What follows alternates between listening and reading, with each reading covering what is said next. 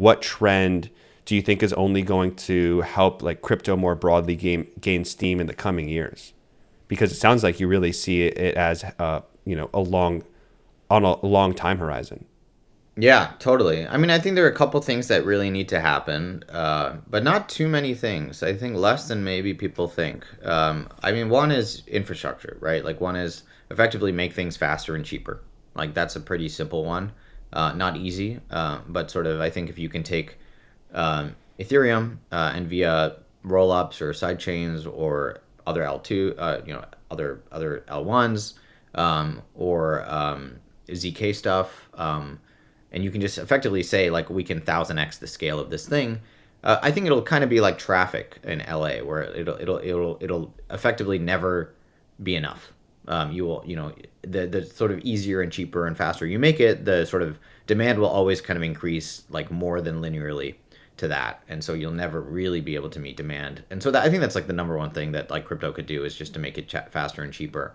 Obviously, there's the trilemma, et cetera, but that's sort of, I think, the big thing, and I'm sure that's the vast majority of the people I talk to are focused on that problem. um, and then the other thing is basically a regulatory regime that is favorable to crypto. I think this is a necessity for it to work long term. I think it will work long term. I don't know if it'll take a year or 5 years or 50 years. Again, I don't really care. I think it's inevitable. Like Bitcoin and crypto will outlast the United States of America.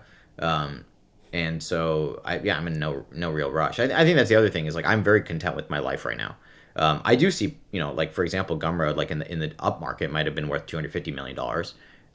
And then Gumroad in a down market like it is now is probably worth like $100 million. So that's sort of, that's like $150 million difference, of which I own the majority of the company.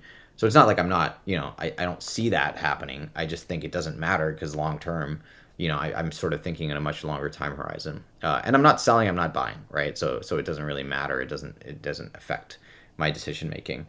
But I think if those two things happen, if there's sort of a way to scale Bitcoin and crypto in which, so basically that every single human being can participate in it, and it's effectively free for anyone to do so, I think those two things will be true in 100 years.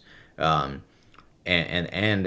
sort of there's a regulatory environment that allows for that to happen, and people can use crypto to kind of, for example, like use smart contracts to do things like mortgages and startup equity and loans and DeFi, effectively, like all fi can be DeFi'd.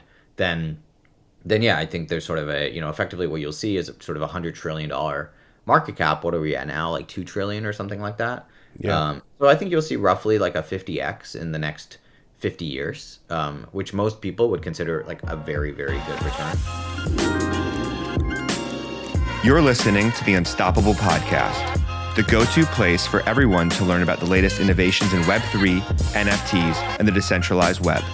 Welcome to the metaverse.